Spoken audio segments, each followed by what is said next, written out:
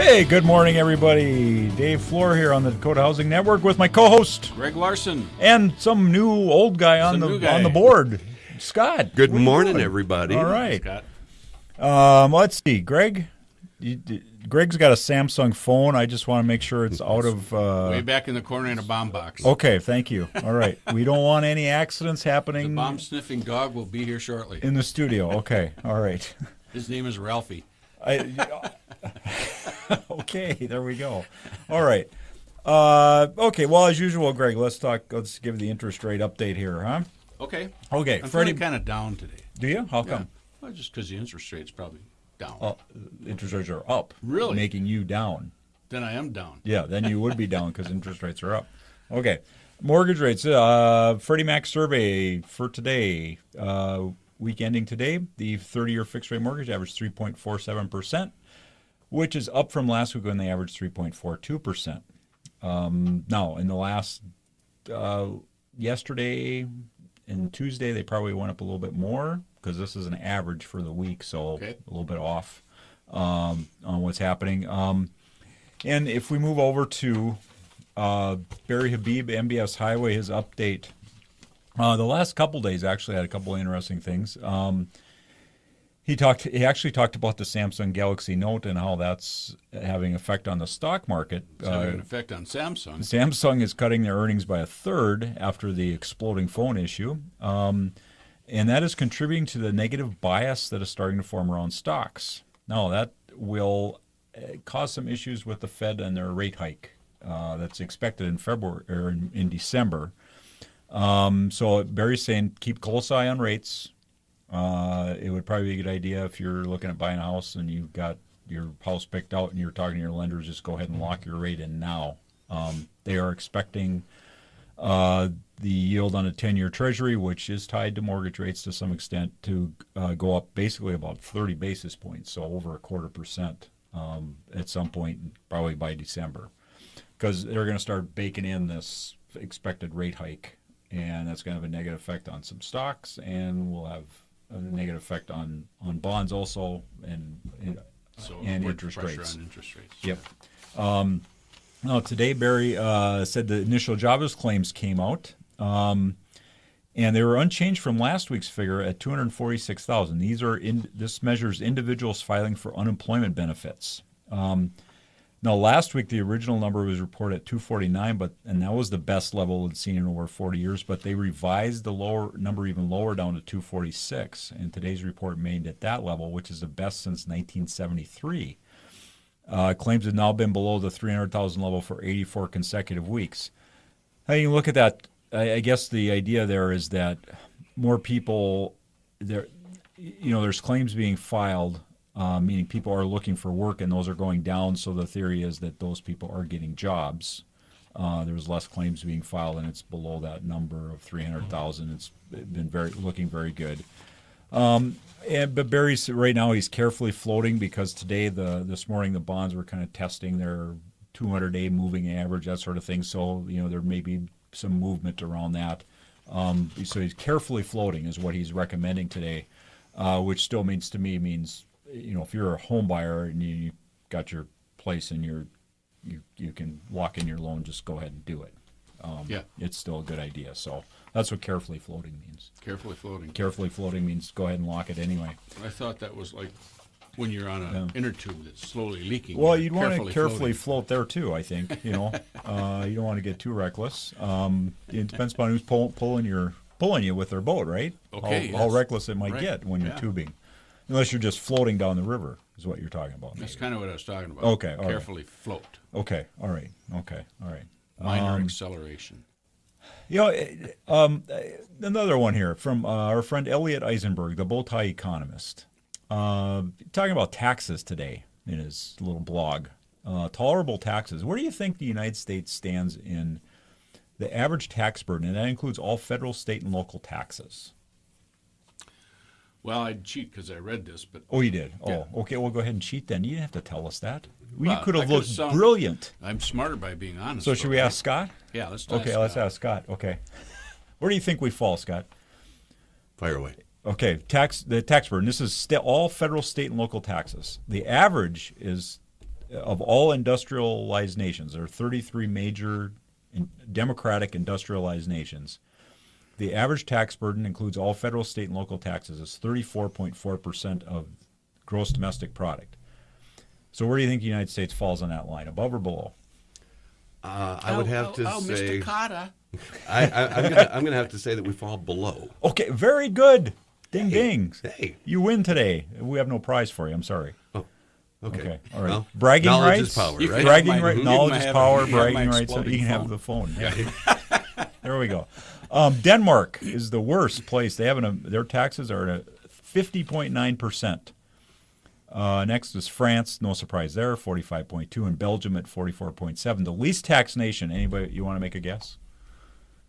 You know, if you remember. I don't remember. Least tax nation. Let's go with China. Okay, no, Mexico, 19.7. Chile's at 19.8. South Korea at 24.6, and the United States number is 26%. So actually, we're fairly below the average. We complain about taxes a lot, but I guess compared to other places, we're not terrible. No, we're not. We're very high in corporate tax. Yes. Very low in import tax. Yeah, this is your That average is all in there. yeah, that's all in there. But yeah, I think most people would agree corporate tax is a problem because we got all these companies taking their profits overseas, and so they don't have to pay taxes Right. here. So But as individual taxes, I don't think we're normally high, but we're also like in Denmark, Yeah. and Sweden is right up there, me and homeland and all of this. We don't have a lot, we don't have the same number of government provided the services. programs, right? Single pay health care. Yeah. Free apartment when you're fit. You know, in Sweden, when you turn 55, you get free housing. Oh, cool. It's free. It's paid for by the government. Well, it's paid for the That people helps under with- 55. Is what That it's helps paid with the for. retirement plan. Yeah. A little so bit. I'm moving. When Yeah, I'm, are you gonna move? it's too Well, late. you I'm can go 67. now. Yeah. I missed that. What are you boat. doing hanging around here? Right. Well, I guess I could go too. Yeah. I So just taxes hit reflect that. Okay. You know, I all right. mean, Okay. Now, if we want to get to the real important stuff, property taxes. Yep. Where do we fall compared to other places? Do you know? the United States. Yeah. Well, a lot of countries don't have a property tax per se. Yeah, They okay. have much more of a sin tax, a fuel tax, you know. Yeah. Okay. They tax commodities and services More than we do. residences. More than we do. More than we do. Okay. So it's hard to make that comparison. Yeah. Even Canada's property taxes are significantly lower. So we're a little bit different than We operate a little the differently. other major countries then. Yeah. Okay. But no, that's all in that number Right. because that's a state Yeah. or local tax. So yeah. Okay. All right. Well, should we get to the important thing Like what from Margaret- Elliot? Like it's Margaret Thatcher's birthday. Oh, we don't care. Margaret, the Iron Lady. Well, we're talking about this. her Well, I'm quote. sticking with Elliot. Well, go ahead. Okay. I just love her quote. A real important thing from Elliot. The U.S. beer sales. Okay, yes, I Beer remember that brewing. one, yes. They totaled $106 billion in 2015. The amount of beer $106 sold billion. fell 0.2% to $197 million barrel. So we're not drinking as much, but it's more expensive. Well, yeah. Okay, craft brewing, which this explains why, the volume grew by 12.8% and has a market share of 12.2% overall. Due to its higher price, craft beer sales totaled $22.3 billion, or 21% of all sales. And I think, guys, we want to move to Vermont because they have the most craft breweries per person, followed by Oregon, Colorado, Montana, Washington, Maine, Wyoming, Alaska, and Idaho. So we could move to Montana or Wyoming. They're pretty close, and we'd be in good shape for beer.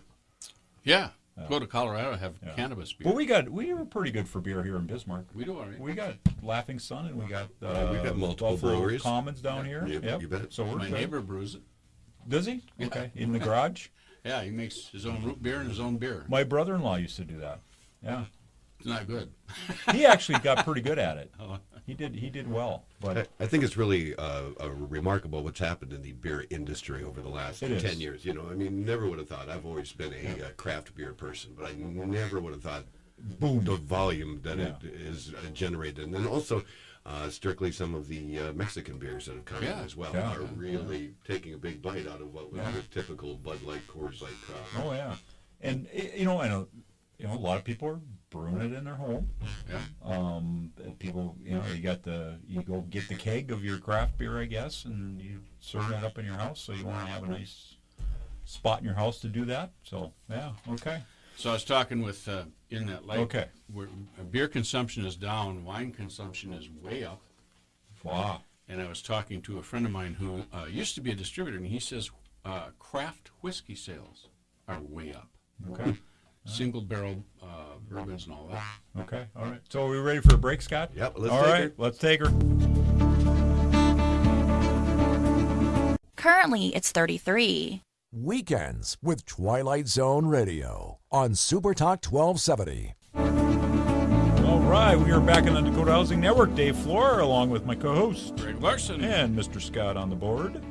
And Greg, you got a little quote from the Iron Lady. Well, yeah, Margaret we were Thatcher, talking about taxes and you know, other countries and Yeah, how they pay for Yeah. more social programs like free Right. apartments in Sweden free apartments in Sweden. after that sort of thing. 55.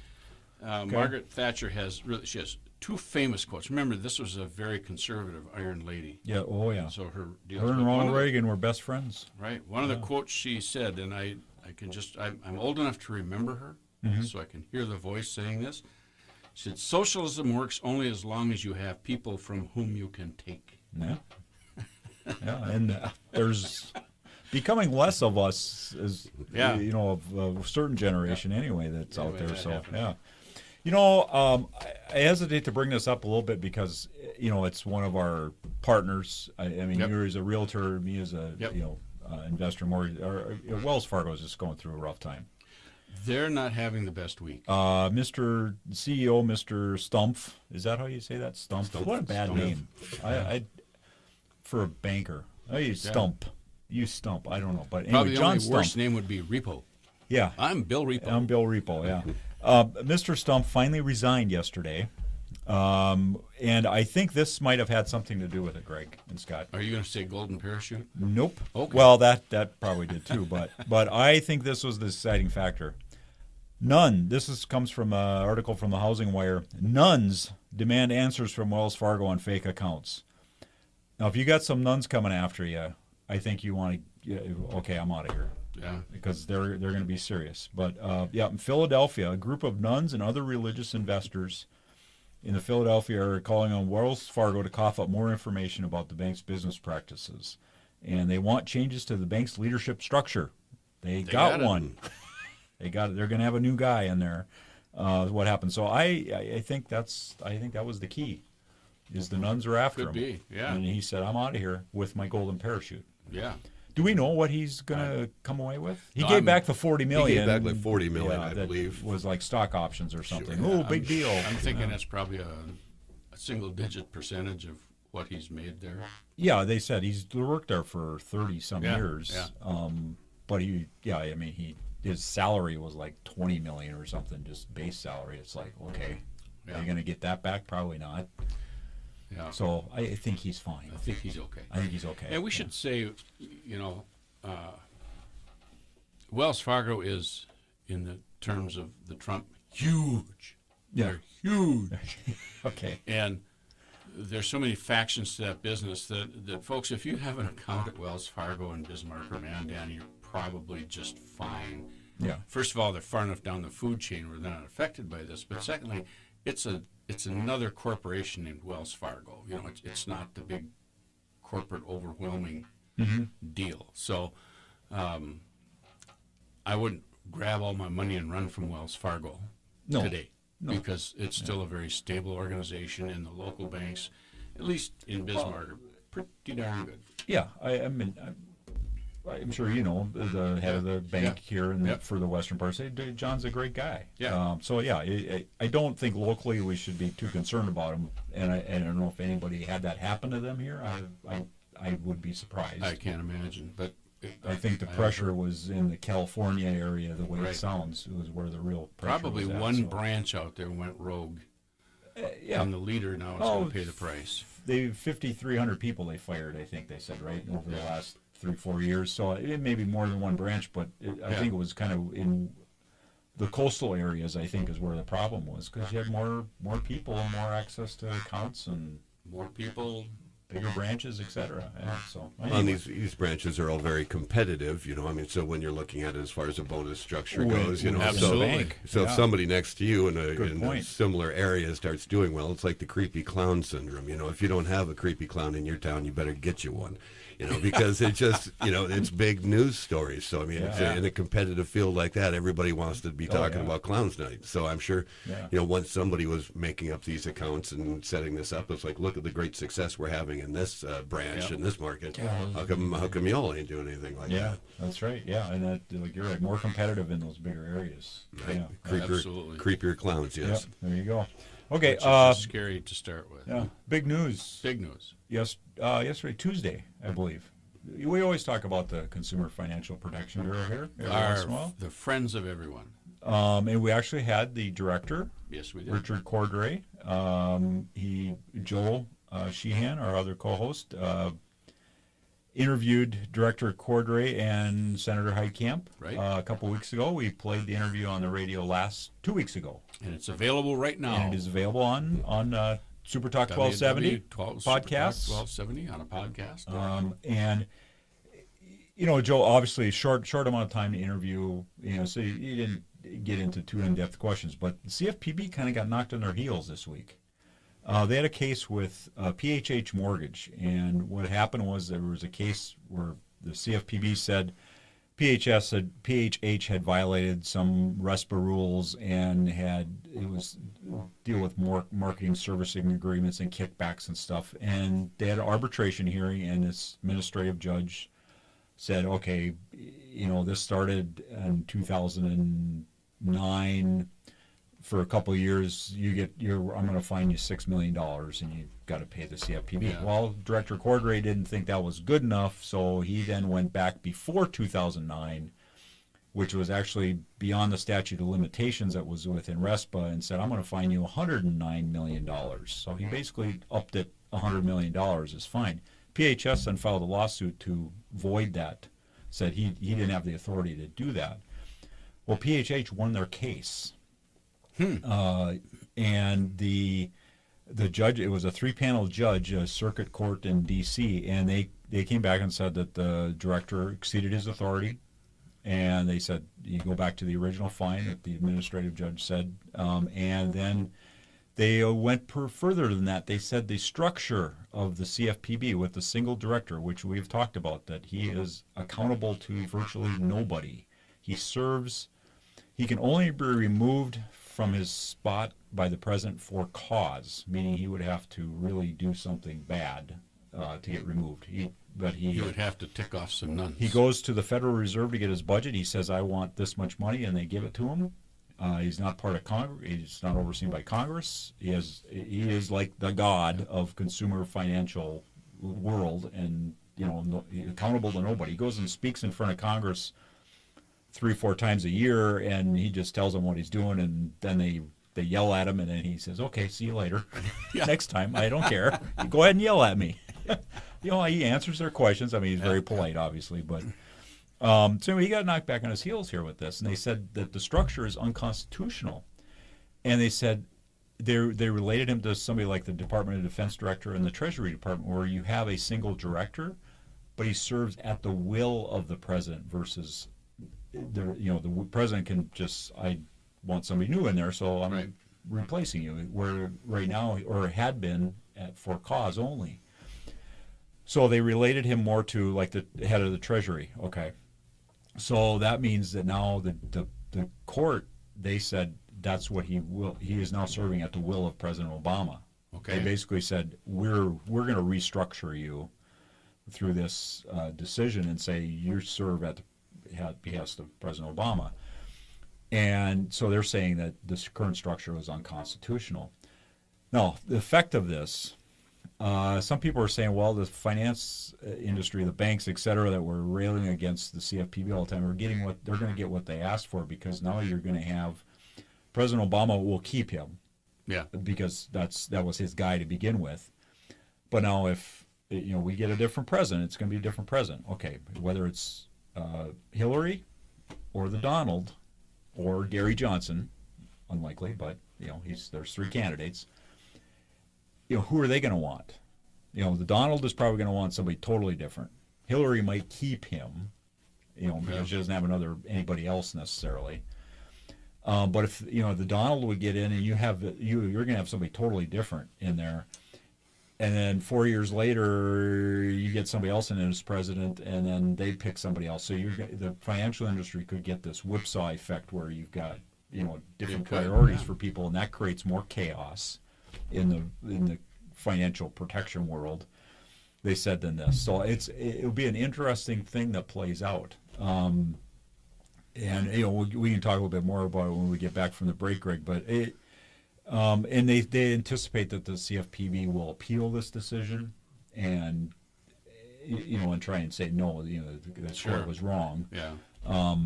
And so it'll be interesting to see what happens. And it's a big deal for consumers and for realtors and somebody like me and lenders. It is a big deal for our industry, consumers especially, because it was set up to protect them, and some cases it has. Doesn't. So that'll put anyway, definition to it. We got to take a break. Scott's waving his finger at us, so we're going to be back on the Dakota Housing Network. Okay. Currently, it's 33. The home for ABC News at the top of the hour is Super Talk 1270. All right, we are back on the Dakota Housing Network. Dave Floor along with Greg Larson. If you'd like to ask us a question, 663-1270. We'd love a phone call. And Scott's on the board, working away. Greg, what do you got for us? You had a couple of interesting facts. Interesting facts. Yeah, well, today, we do this trivia about what happened today in history. In 2010, 36 Chilean miners were rescued after being buried for 69 days, and they drilled a hole down into which they dropped water and food and air. Then they drilled a bigger hole, and they're each taken out one by one. Yeah. Today was the day they were pulled out. So in 2010. 2010. So 6 years ago. 6 years ago. Seems like longer. There was a movie out this year about that, Yeah, I think there was. Yeah, I didn't see it, but okay. All right. And then you also had a protest. We have protest issues. Since we have protests around here. Right. This happened in 1975. It was a big, major deal in country music protesting. Okay. Charlie Rich. This would probably happen in Nashville. It happened in Nashville. Okay. Charlie Rich. Okay, Charlie protested for 32 days out in front of the Grand Ole Opry. Why? He was protesting because John Denver won all the CMA awards. Wow, John Denver. Well, he was a good guy. Well, I don't. That's as much. They didn't talk much about it. I let my mind go crazy, and I just picture Charlie Rich. The silver fox, always wore the hat and had the long silver gray hair. White. Yeah. By the way, he was a cousin to Jerry Lee Lewis. Okay, but I can just see him walking up and down in front of the Grand Ole Opry, carrying a sign that says "Piano Players' Lives Matter." There you go. Well, that explains a lot. If he was Jerry Lee Lewis's relative, that little rebel in him. Little rebel. And so I'm protesting John Denver. Yeah. Well, he isn't going to hear you. Yeah. They're both passed away, aren't they? Yeah. Is John Denver dead? John Denver died. John Denver died in a plane accident. Over the Pacific Ocean. That's right. Yeah. Okay. Some speculate that he just flew out till he ran out of fuel. But I don't know. Yeah. Okay. And what was the song Charlie Rich was famous for? Oh, there's a bunch of them.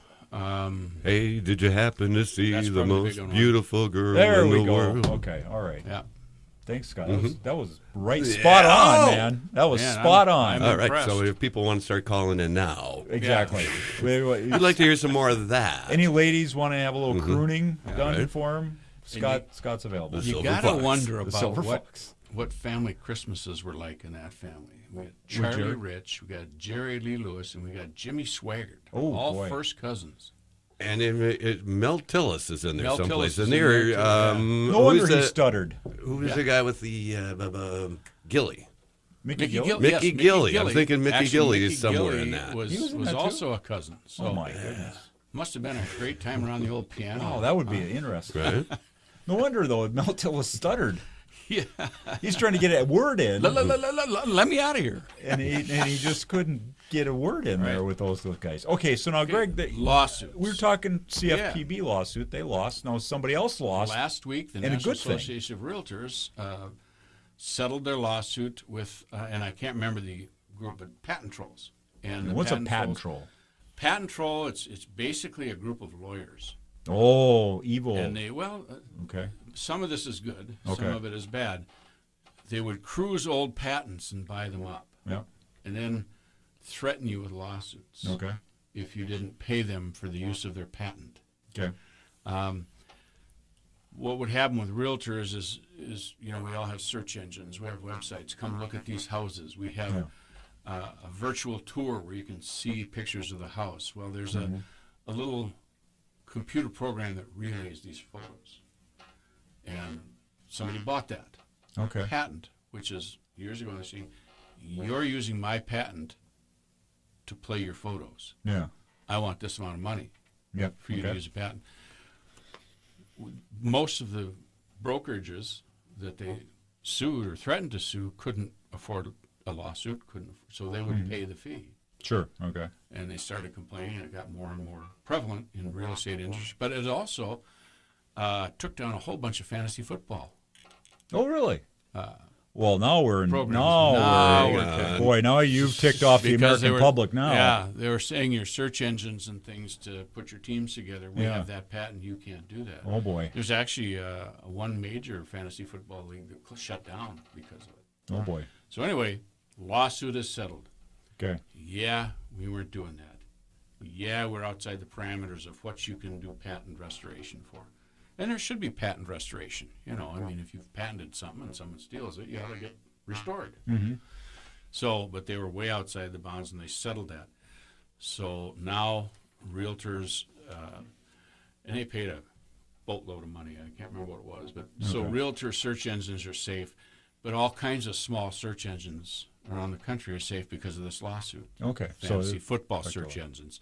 If you, there was one instance, and it was, I think, in Louisiana. There was a family that made stuff. Had a small cottage industry. Sure. They made. There were some food products, there were some clothing products and stuff. They had to shut down because their website had this patent in it that these guys were after. They can be back in business. Okay. So it's good. Well, good. Well, and that certainly a lot of people just sell stuff online through because you can make up a website and whatnot. So that really probably did affect And a lot that's of where people. the name patent trolls came from. Yeah. These guys that would buy these patents would then troll the internet, look for places where they thought maybe they were using their patent, and then they could go after them. Well, thank God for the realtors and the fantasy football, and There that you those go. guys went after fantasy football. That was where they That's really probably were what- stupid. That was a mistake. Yeah. If they hadn't messed with the CEO of National Association Realtors Fantasy Football League, Yeah. none of this would happen. Yeah, these people they weren't smart enough. They should have known to avoid football. Yeah. Speaking of real estate, Okay.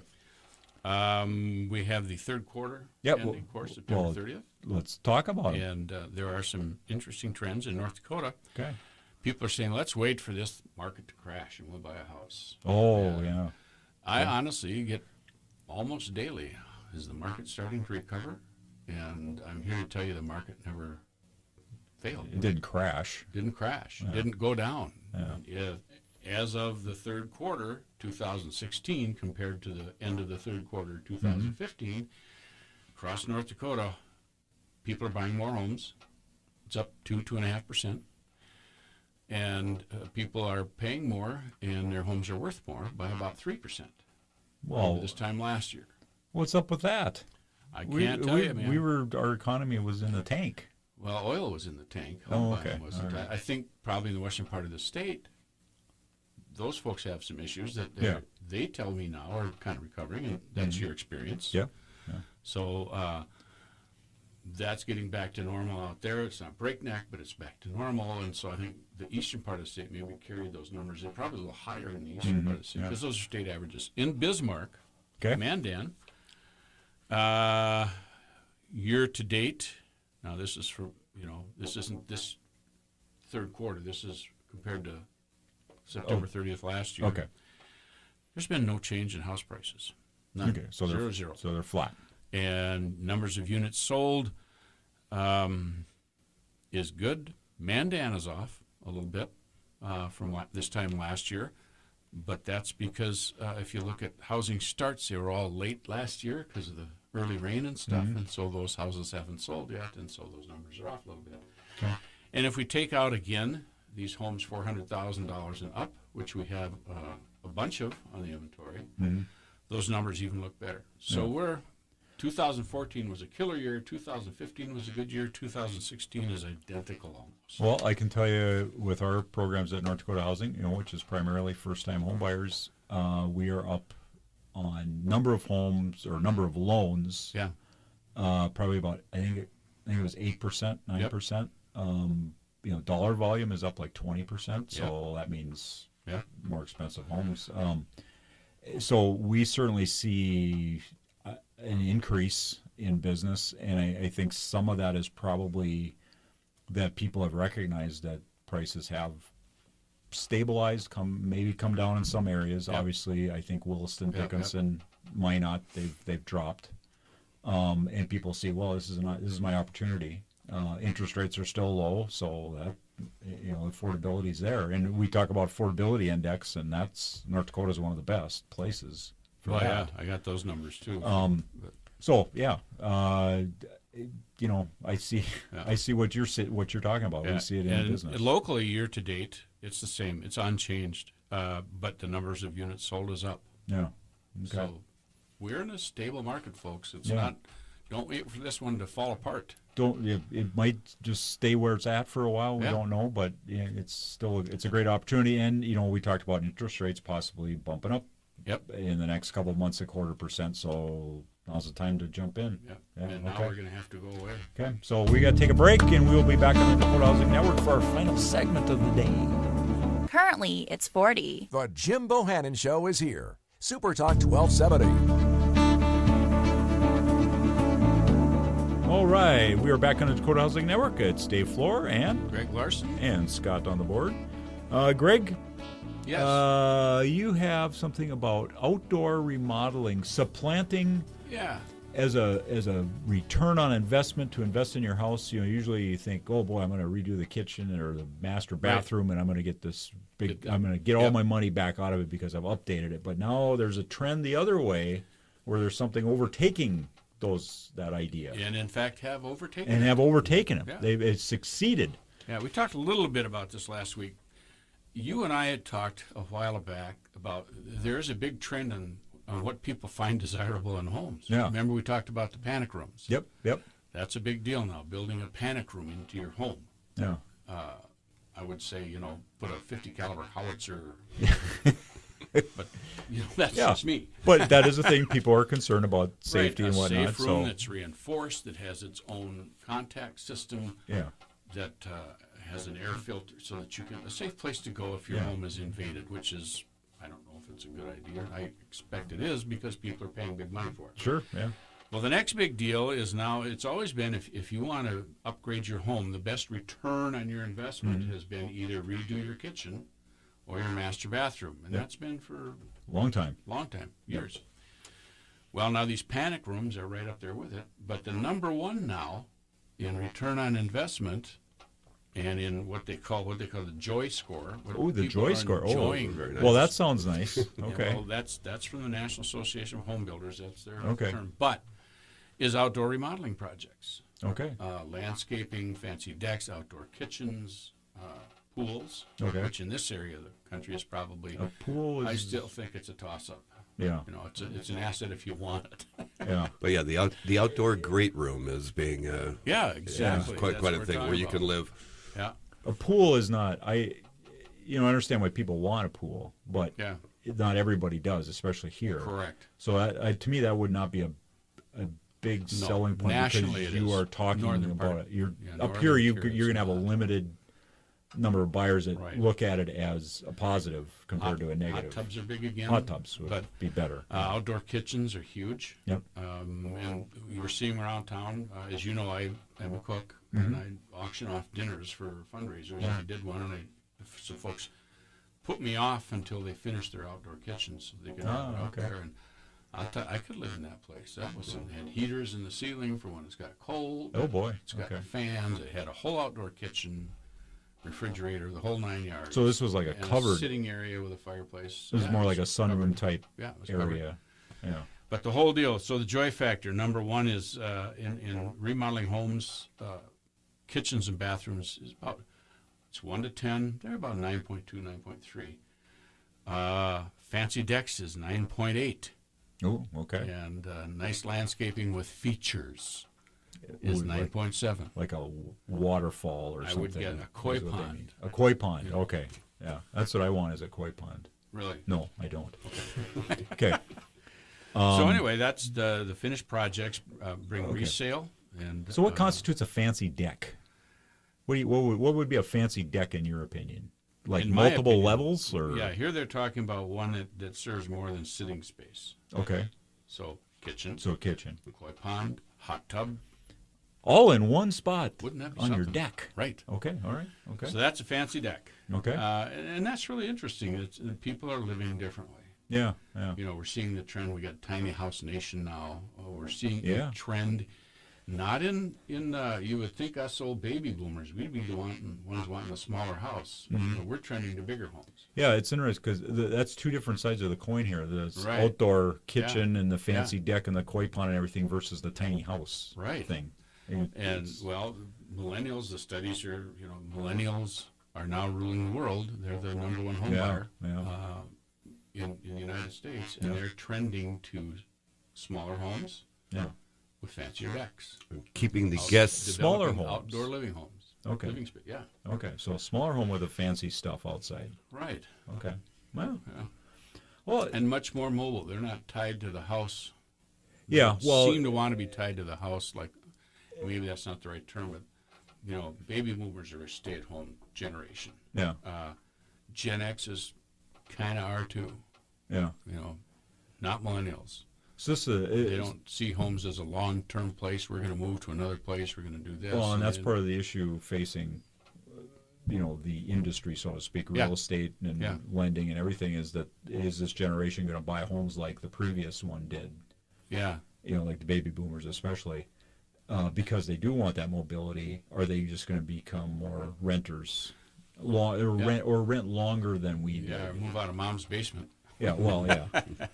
But even if they are successful, I want to rent the place because I want that mobility. If I want to move, If I want to move, I want to move. yeah, I don't want to worry about selling that Yeah. place. The trend is that happens until they have kids Right. or yeah. until they have a job for Yeah. a period of time. Yeah. The other interesting thing is, with this whole deal, is for the first time ever, the percentage of millennials or people in the military who are buying homes is bigger Oh, than the percentage of people who are not in the military. really? Yeah, Wow. Okay, I did not know that. yeah, by a moderate amount. But if I'm 26, I'm more likely to have bought a home if I'm in the military than if I'm 26 and I'm not. And that's interesting because now military, you would think You would, mobile. yeah. Like I'm going to be reassigned to, Grand Forks or Minot, and I'm going to be reassigned Yeah. down south somewhere. Yeah. Well, the study that NAR did on this says the reason for that is because now the people in the military are the ones who are growing up. Mm. A millennial, and that shouldn't sound negative. Millennials want to be freer to move. They want to be freer to do this. They don't want to have to be tied to a decision. You can see that in the workplace. Yeah. So if I'm in the military now, I'm more likely to be more stable, more likely to be married, more likely to have a kid, Okay. more likely to want to have a house. And so that's just an interesting swap. So it is going to be interesting. And the percentage of Americans who own homes or who are home buyers is down. Yes. Yeah. We're The still lowest since pre-World War II. Yeah. Yeah. And there's a debate about whether that will turn around. Yeah. And nobody knows because you really are dealing with a generation of people that I don't think they're for sure what they want. Right. But right now they think, if they went through the crash a few years ago and they saw their parents lose their house or something, I'm not sure I'm going to buy a place. And like you said, until they start having the kids and maybe decide this is where I really want to live and spend Yeah, my it days, is a significant lifestyle change. we will see if we're that seeing. Yeah. if their perspective of the world changes, so to speak, versus what it is now, which really they want that mobility and are renting Right. more than. Now, the advantage for real estate then Yeah. and realtors and the real estate industry is you can look at it, man, people aren't buying homes and it's going to be a tough market. Or there are a lot of people who have homes and all of a sudden that's going to change and people are going to want homes. Mm-hmm. and they're going to need to find them, and they're going to need a realtor to help them, and that's also training higher. More and more people are using realtors. Sure. Yeah. But the home market is going to change to be attractive to this kind of a home buyer. And that will also change their urge to buy. They don't want a split level 2,200 square foot house. Mm-hmm. You know, they want a smaller house, smaller yard, bigger deck, less maintenance, more mobile, and I got one for we'll him start building them. Yeah, when I'm yours? ready to sell. Yeah? 1,300 square feet, ranch style, full basement, brick patio, no maintenance, There you go. small yard. I've done what I can to reduce the amount of grass You are golden. and taking care of stuff. We got perennial plants.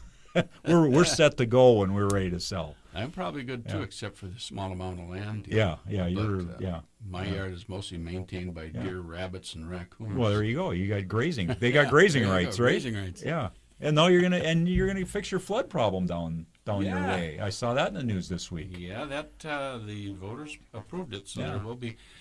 It will be mostly ice jam flood protection, but it's going to go forward, and it will protect. This project now protects all of South Bismarck. It That's protects a good the Bismarck wastewater treatment plant. It That's a big protects- Even if we had a high-rise ice jam, Kirkwood Mall would be in, and that should protect this. So Good. this is a good one. Well, you guys are doing good down there then, Well, I hope so. and you're paying for it, and you're protecting the rest of us. There you go. Now that's a plan. You like that. I don't live on the south side, so it's fine with me. But I guess it's nice. The wastewater treatment plant, that's a big thing It is. to That's protect huge. that. That's Yep. huge. That's the most important thing almost, other than Right. a person's homes. Yeah. So, all right, So there you go. we're done for the day. Greg, Scott. All right, Scott. Thank So you. Scott, thanks. Greg will I will be here next week. You will I not. will not be. And I hope My Joe, presence is requested at the Board of Realtors luncheon. But Joe should be here with me, so Okay. we'll see what Joe and I can cook up with next week. Works for me. All right. Thanks everybody. Thanks for listening. This has been the Dakota Housing Network on Super Talk 1270. Join us again next Thursday morning at 11 a.m. The Dakota Housing Network is heard weekly right here on Super Talk 1270 and online at supertalk1270.com.